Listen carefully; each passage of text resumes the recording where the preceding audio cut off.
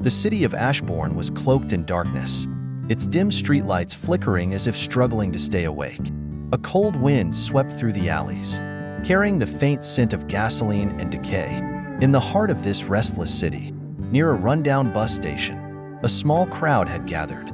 It wasn't the kind of crowd you'd expect to find cheering at a concert or haggling at a marketplace.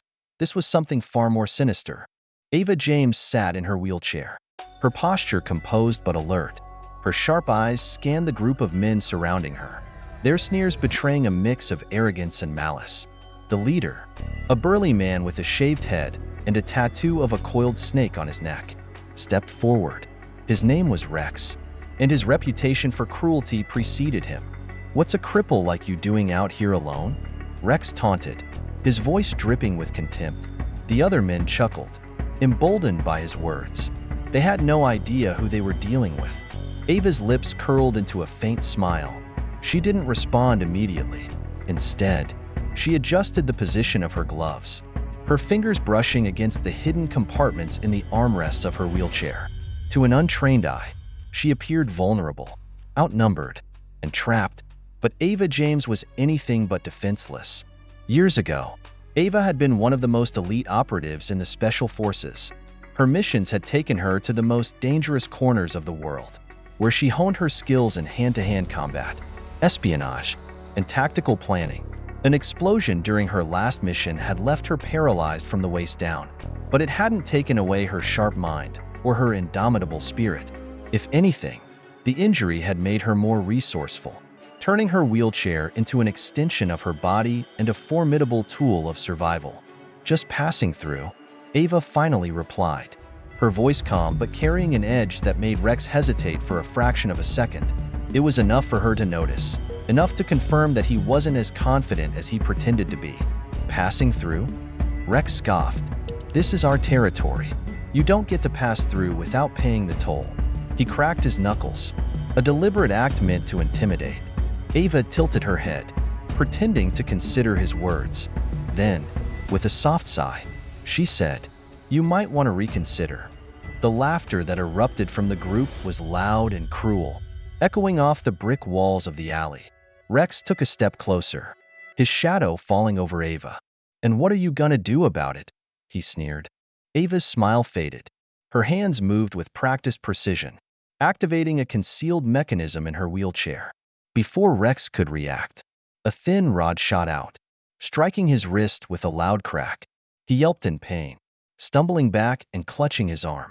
The laughter stopped abruptly, replaced by stunned silence. "That's the thing about bullies," Ava said, her voice steady. "They're not so tough when someone fights back." The remaining men exchanged uneasy glances. One of them, younger and clearly less experienced, lunged at Ava, a knife gleaming in his hand.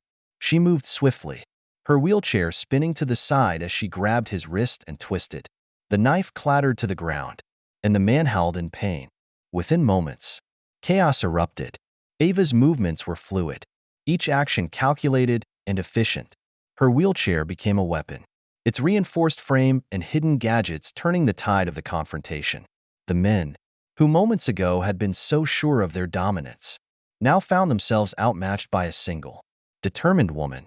As the last of the group stumbled away, dragging their wounded pride and injured bodies, Ava adjusted her gloves once more. She glanced down at Rex, who was still on the ground, glaring up at her with a mix of fear and fury. "Next time you think about picking on someone, remember this," she said. Her tone was calm, almost conversational, but her words carried the weight of a promise. With that, she turned her wheelchair and rolled away, leaving Rex and his gang to contemplate their defeat. The night was still dark, but for Ava James, it was just another step in her journey to reclaim justice in a city that desperately needed it. The initial confrontation is where Ava James' journey takes a sharp turn. It begins on a seemingly ordinary Monday morning when Ava arrives at the gates of Greenway High School, her backpack slung over her shoulder, filled with the promise of a new day. She is greeted with the usual chaos of high school life, students rushing to class, laughter echoing down the hallways, and the occasional groan of someone realizing they forgot their homework. But something feels off. As Ava walks through the main corridor, She notices subtle but undeniable signs of tension. Whispers follow her, heads turn, and the usual warm smiles from her peers are replaced by furtive glances. Her heart sinks when she reaches her locker and finds a note taped to it. The words, written in bold, angry letters, read, "Go back to where you came from." Ava's hands tremble as she reads the message. The weight of its meaning settles over her like a dark cloud. This wasn't just a cruel prank. It was an attack on her identity, her heritage, and everything she stood for. Determined not to let fear consume her, Ava takes the note to Principal Warren. She's met with a mix of concern and reluctance. "We'll look into it," he assures her, but his tone lacks conviction. It's a phrase Ava has heard before, one that often leads to inaction. She leaves the office feeling both exposed and unsupported. The confrontation escalates during her biology class. As Ava tries to focus on the lesson, she hears snickers from the back of the room. A paper ball lands on her desk. Unfolding it, she finds another hateful message. This time, it's accompanied by a crude drawing meant to mock her cultural dress from a recent school event. Ava's cheeks burn with anger and humiliation, but she doesn't let the perpetrator see her cry. Instead, she raises her hand and asks to leave the classroom. In the hallway, she takes a moment to compose herself. Ava knows she can't endure this alone, but she's unsure where to turn. That's when Ava decides to confide in her best friend, Maya. Over lunch, she shares what's been happening. Maya listens intently, her expression shifting from shock to outrage. "This is unacceptable," Maya declares. "We have to do something about it." Maya's unwavering support gives Ava a renewed sense of strength. Together, they brainstorm ways to address the situation. They agree that silence is not an option. Maya suggests starting by raising awareness among their peers. That afternoon, they visit Ms. Patel, a teacher known for her advocacy and support of students facing discrimination. Ms. Patel's reaction is immediate and resolute. "This isn't just about you, Ava," she says. "It's about creating a safe space for everyone. Let's make this a teachable moment for the whole school." With Ms. Patel's guidance, Ava and Maya draft a plan.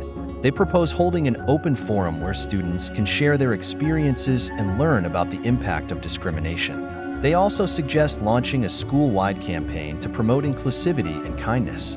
The plan is ambitious, but Ava is determined to see it through. However, not everyone is supportive. As word spreads about Ava's efforts, the backlash intensifies. Anonymous social media posts target her, accusing her of seeking attention and playing the victim. Ava's resolve is tested as she faces this new wave of hostility, but she refuses to back down. She knows that standing up for herself is the only way to challenge the prejudice she's encountering. The initial confrontation comes to a head during a student council meeting where Ava presents her proposal. The room is filled with tension as she stands before her peers, many of whom are divided on the issue. Ava's voice shakes slightly as she begins, but as she speaks, her confidence grows. She shares her story, not as a plea for sympathy, but as a call to action. "This isn't just about me," she says. "It's about all of us. We have the power to make our school a place where everyone feels valued and respected." Her words resonate with many in the room. Some students nod in agreement, while others shift uncomfortably in their seats. When she finishes, the room erupts in applause from a majority of the attendees. But not everyone claps. Ava notices a few stony faces, a reminder that change is never easy. The meeting ends with a vote to move forward with Ava's proposed initiatives. It's a small victory, but an important one. Ava knows the road ahead will be challenging, but she's ready to face it. The initial confrontation has set the stage for a larger battle, one that will require courage, resilience, and the support of her community. As Ava walks out of the meeting, she feels a mix of emotions. She's proud of what she's accomplished so far, but she's also aware of the work that lies ahead. This is just the beginning of her journey to create a more inclusive and compassionate environment at Greenway High School. The bell at Greenway High had rung, signaling the end of another school day. But for Ava, the real work was just beginning. The confrontation with the principal had lit a spark, and Ava's resolve to uncover the roots of the systemic issues she witnessed became her driving force.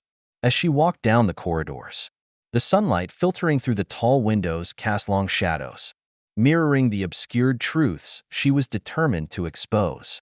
Ava's first step was to revisit the anonymous reports she had collected from her students over the past few months. As their trusted mentor, she had encouraged them to voice their experiences, particularly those involving unfair treatment or exclusion. She spread the papers across her desk at home, highlighting common themes. Patterns began to emerge: complaints about arbitrary grading, biased discipline practices, and a troubling lack of representation in advanced classes. These were more than isolated incidents. They painted a portrait of a deeply ingrained culture of inequality. Determined to validate these accounts, Ava delved into the school's public records, the district's policies, board meeting notes, and diversity reports became her nighttime reading. She found statistics that confirmed her students' stories: underrepresentation of minority groups in STEM and honors programs, a higher suspension rate for certain demographics, and an evident lack of diverse staff and leadership roles. The deeper she dug, the more the evidence solidified her suspicions. However, what troubled her most was a distinct absence of initiatives aimed at addressing these disparities. To gain more clarity, Ava decided to meet with her colleagues, particularly those who had been at Greenway High for decades. "This is just how things are," said Mrs. Carver, a history teacher nearing retirement. Her tone was dismissive, almost resigned.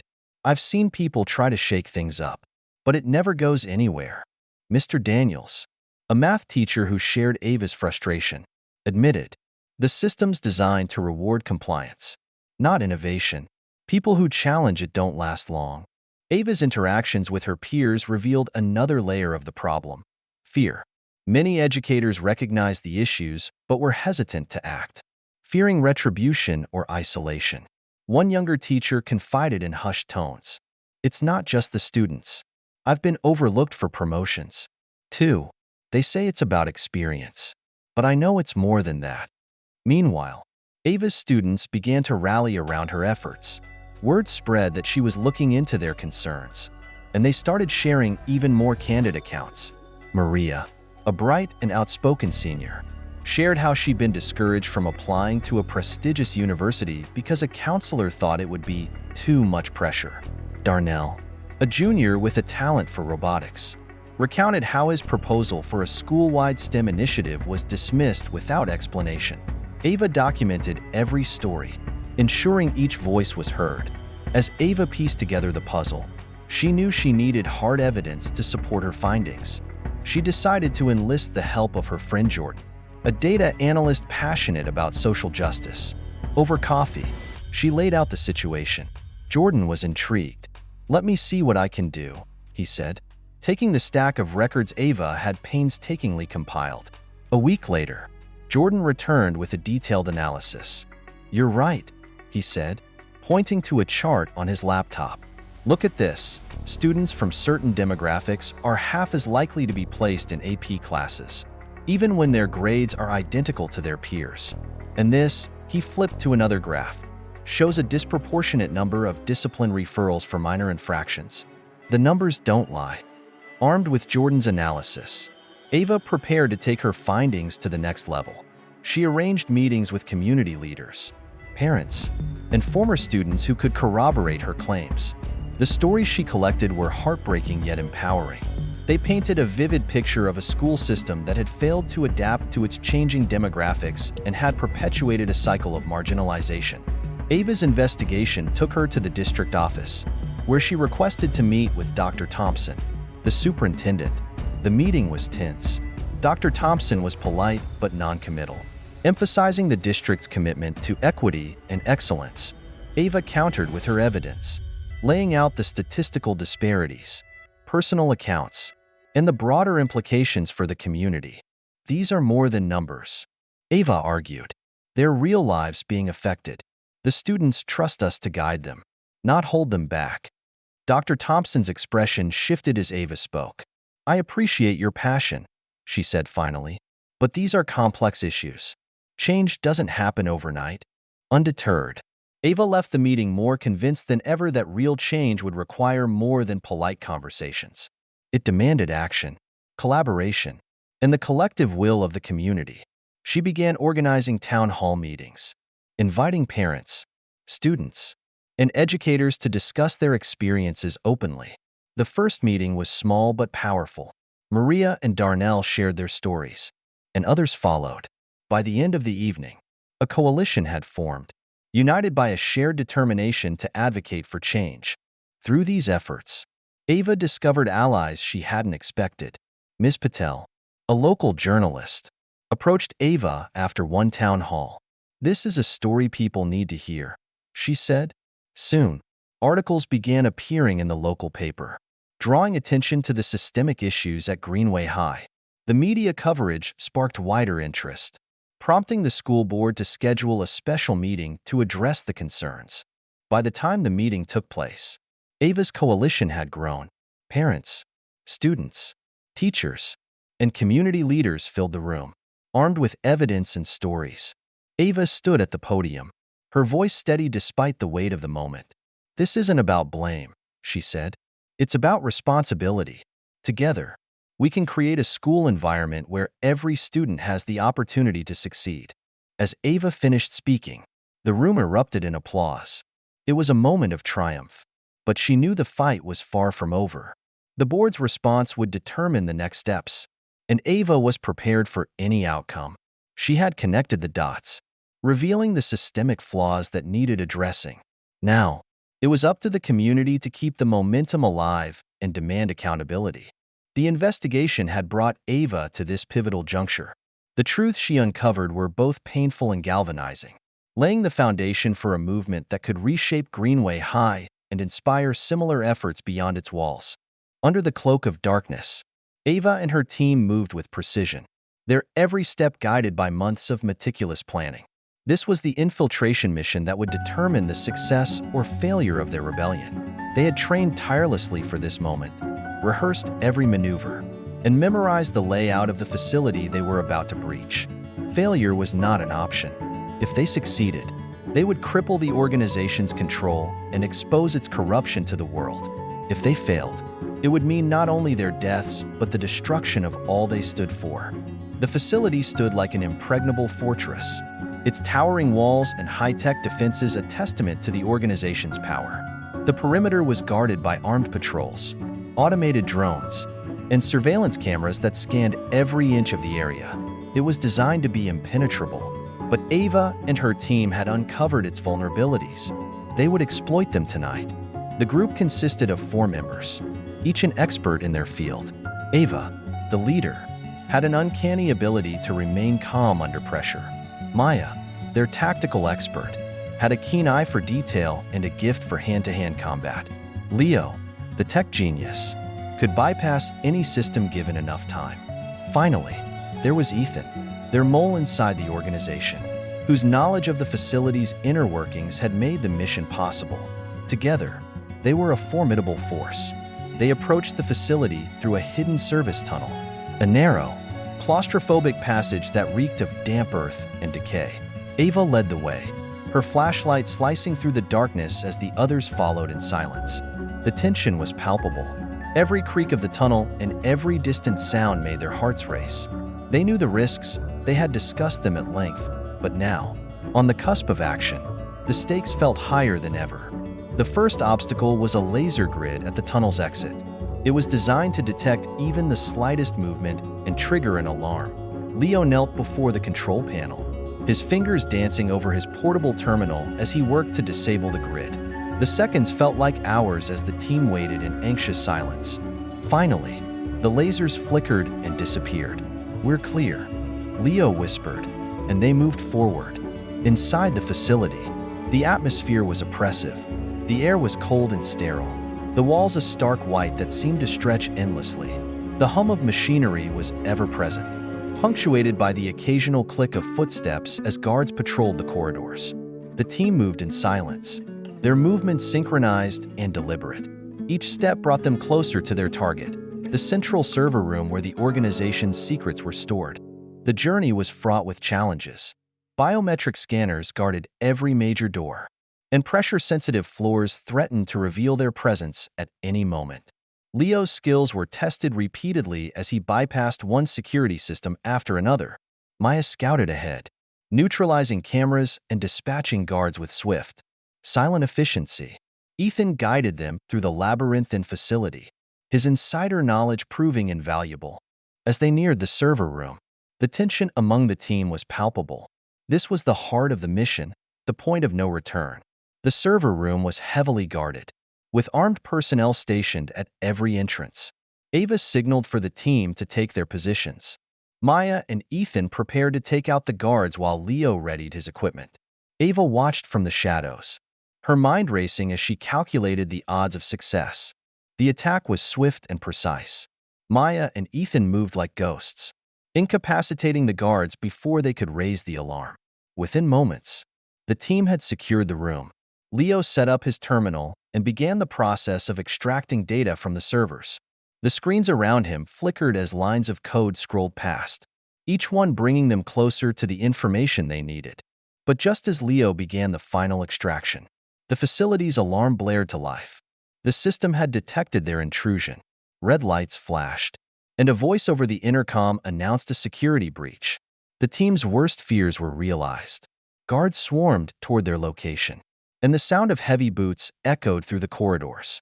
Ava and Maya took up defensive positions, using the room's consoles and equipment as cover. The firefight was intense. Bullets ricocheted off metal surfaces, and the air was thick with smoke and the acrid smell of gunpowder. Despite the chaos, Leo remained focused, his fingers flying over the keyboard as he worked to complete the extraction. "We're almost out of time," Ethan shouted, firing at the advancing guards. "Leo, how much longer?" "Just a few more seconds," Leo replied, his voice strained. The team held their ground, but the guards were relentless. The situation grew more dire with each passing moment. Finally, Leo let out a triumphant shout. "Got it! The data is ours, and the sabotage program is live." Their victory was short-lived. As they prepared to leave, an impenetrable steel door slammed shut, trapping them inside. Ava's heart sank as she realized the severity of their predicament. They had the data, but now they had to fight their way out. "There's a manual override," Ethan said, pointing to a control panel on the far wall. "But someone has to stay behind to activate it." Ava's chest tightened. "No, we'll find another way." "There is no other way," Ethan replied, his voice steady despite the chaos. "I can do this. It's my fault we're here in the first place. Let me make it right." Before Ava could argue, Ethan sprinted toward the panel. He dodged gunfire with remarkable agility, his determination evident in every movement. As he reached the panel, he glanced back at the team and gave a small, sad smile. Then he activated the override. The door hissed open just as the guards closed in. Ava wanted to go back for Ethan, but Maya grabbed her arm. "We can't lose you too," Maya said, her voice breaking. Reluctantly, Ava followed the others through the door. The team emerged into the cool night air just as the facility erupted in flames. Leo's sabotage program had activated, setting off a chain reaction that destroyed the organization's infrastructure. The mission was a success, but the cost was immense. In the days that followed, the data they had recovered sent shockwaves through society. The organization's crimes were laid bare for the world to see, and the public demanded justice. Ava and her team became heroes, symbols of resistance and hope. But for Ava, the victory was bittersweet. Ethan's sacrifice weighed heavily on her, a constant reminder of the price they had paid. As she stood before a crowd of supporters, Ava vowed to honor Ethan's memory by continuing the fight. The system they had fought so hard to dismantle was crumbling, but the battle was far from over. With the truth now exposed, Ava knew that change was within reach. And though the path ahead was uncertain, she was ready to face it, armed with the knowledge that their sacrifices had not been in vain. The final showdown was not just a culmination of months of planning. It was the defining moment in Ava's fight against the corrupt organization that had cast its shadow over the world. Standing on the precipice of history, she knew that every choice she made in the coming hours would determine the future not only for herself and her team, but for millions who looked to her for hope. The battlefield was set within the organization's central headquarters, a sprawling, heavily fortified complex located in the heart of the city. This location was more than just a symbol of power. It was the nerve center of the organization's operations. Every major decision, every order to suppress dissent, and every piece of damning evidence against them could be traced back here. To dismantle the organization, Ava needed to strike at its very heart. But the closer she got, the more she realized that this was not just a physical fight. It was a battle of wills, ideologies, and survival. As Ava and her team approached the perimeter, the oppressive atmosphere grew thicker. The night was eerily quiet, as if the city itself was holding its breath in anticipation. The team had regrouped after their infiltration and sabotage mission, their ranks slightly diminished but their resolve stronger than ever. Each member carried the scars of the journey so far, both physical and emotional. Ava glanced at Maya, whose quiet determination shone even brighter now, and Leo, whose brilliant mind had guided them through countless obstacles. Ethan's absence was a palpable void, but his sacrifice fueled their determination. The team's entry into the headquarters was surgical. Using the data they had stolen, they bypassed external defenses and slipped into the complex's labyrinthine corridors. But the organization was prepared. The alarms that blared through the facility were no coincidence. The organization had been tracking Ava's movements, and this was their trap. The first wave of resistance came swiftly. Guards armed with advanced weaponry poured into the corridors, their training and coordination a stark reminder of the organization's resources. The team engaged in a brutal firefight, relying on their training and ingenuity to hold their ground. The air was filled with the cacophony of gunfire, the acrid scent of smoke, and the shouts of combatants. Ava moved with precision, her every action a blend of instinct and strategy. She was not just fighting for survival, she was fighting for justice. As they pressed deeper into the complex, the team encountered increasingly sophisticated defenses. Automated turrets tracked their movements, and security drones patrolled the corridors. Ava and her team adapted, using the environment to their advantage. Leo hacked into the facility's systems, creating diversions and disabling key defenses. Maya led the charge through the more dangerous zones, her combat skills turning the tide in their favor. But the true test came when they reached the inner sanctum, the control room where the organization's leaders awaited. This room was the epicenter of their power, a technological marvel brimming with screens displaying real-time data, holographic projections, and a command console that controlled the entire operation. It was here that the final confrontation would unfold. Ava stepped into the control room, her weapon raised and her heart pounding. Across the room stood the organization's leader, a figure shrouded in both mystery and menace. This was the person responsible for years of oppression, the architect of the system that had brought so much suffering. The leader greeted Ava with a calm, almost mocking tone, as if confident of their inevitable victory. "You've come far, Ava," the leader said, their voice dripping with condescension. "But this is where your crusade ends. You've sacrificed so much. But do you truly believe you can change the system? This world thrives on power, and you lack the strength to wield it." Ava's grip on her weapon tightened. "You're wrong. This world thrives on hope, on people who refuse to give up, no matter the odds. Your time is over." The battle that ensued was a clash of ideologies as much as it was a physical fight. The leader activated the control room's automated defenses, forcing Ava and her team to split their focus between neutralizing the threats and taking the fight to the leader. The room became a chaotic battleground, with sparks flying from damaged equipment, explosions shaking the walls, and the sound of gunfire echoing in the confined space. Ava faced the leader directly, their fight a brutal and personal struggle. The leader was a formidable opponent, their combat skills honed through years of ruthless practice. But Ava fought with a fire born of conviction, each strike a testament to her unyielding resolve. The battle pushed her to her limits, but she refused to falter. Meanwhile, Leo worked to hack into the control console, his goal to shut down the facility's operations and broadcast the damning evidence they had gathered. Maya provided cover, her sharpshooting skills keeping the guards and automated defenses at bay. The team's coordination was a testament to their trust in one another, a trust that had been forged in the crucible of their shared struggle. As the fight reached its climax, Ava gained the upper hand, With a final, decisive move, she disarmed the leader and pinned them to the ground.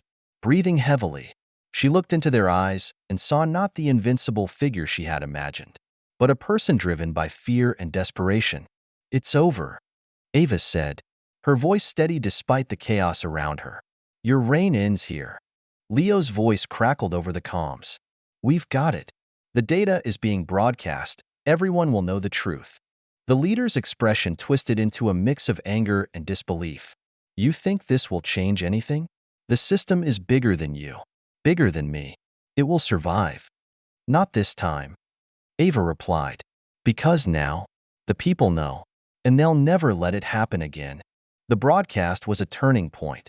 Across the city and the world, people watched as the organization's crimes were laid bare.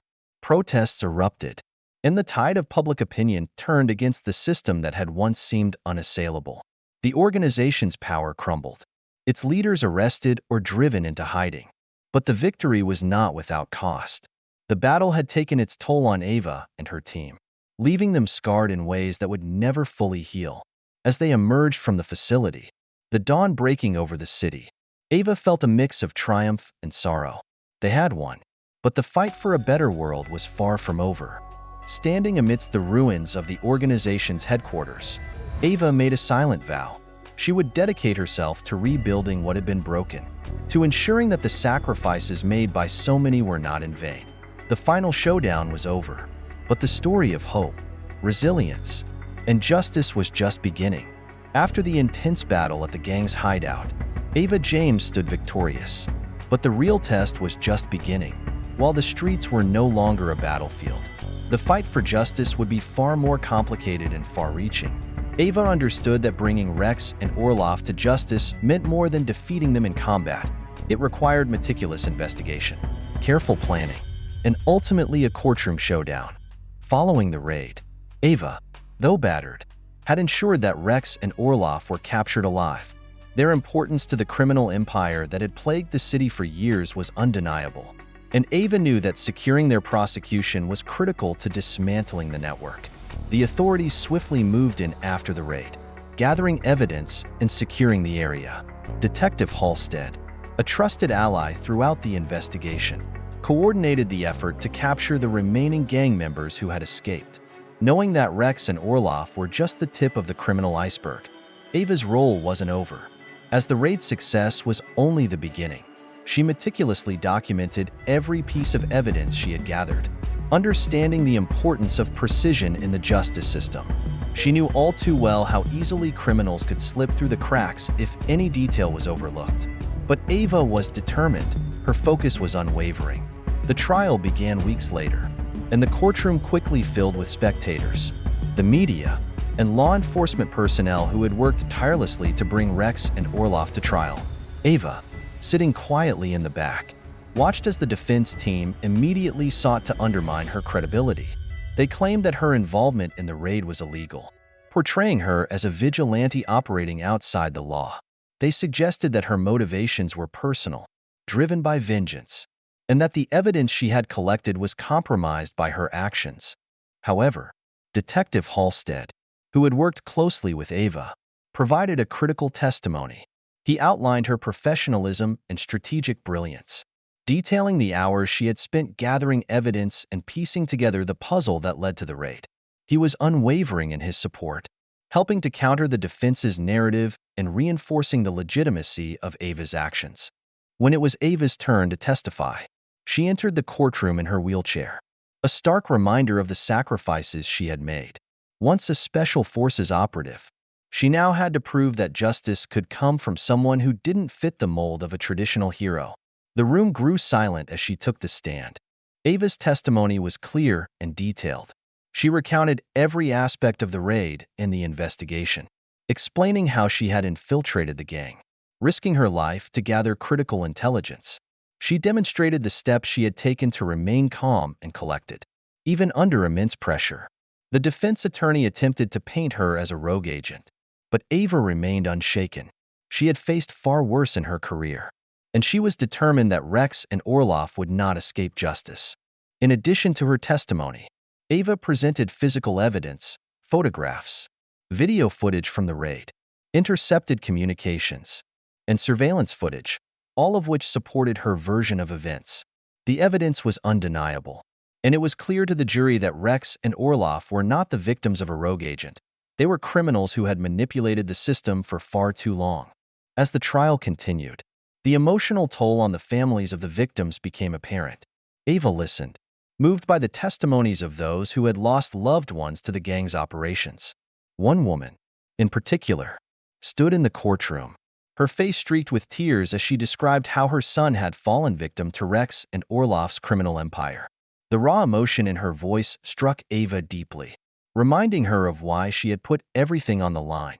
These families had suffered, and Ava was determined to give them justice.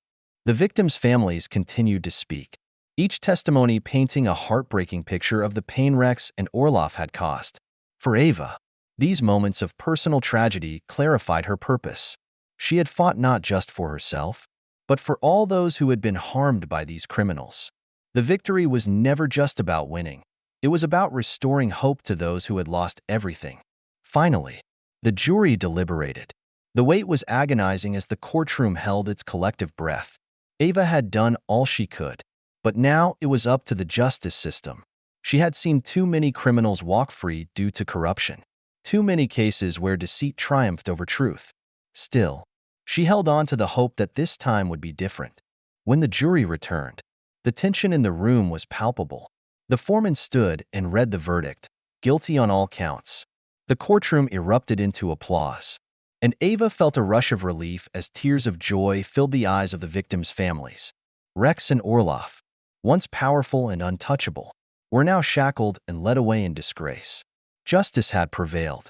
In the aftermath of the trial, Ava became a symbol of perseverance, a reminder that even the most powerful criminals could be held accountable. Her actions had not only brought Rex and Orloff to justice, but they had exposed the flaws in the justice system, proving that with enough determination, change was possible.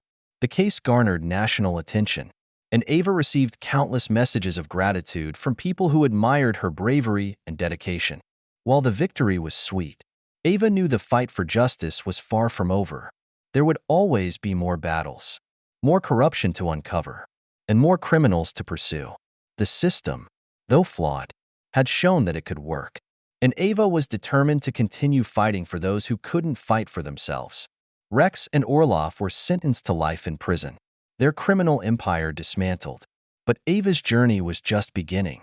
The trial of Rex and Orloff marked a turning point for both Ava and the city.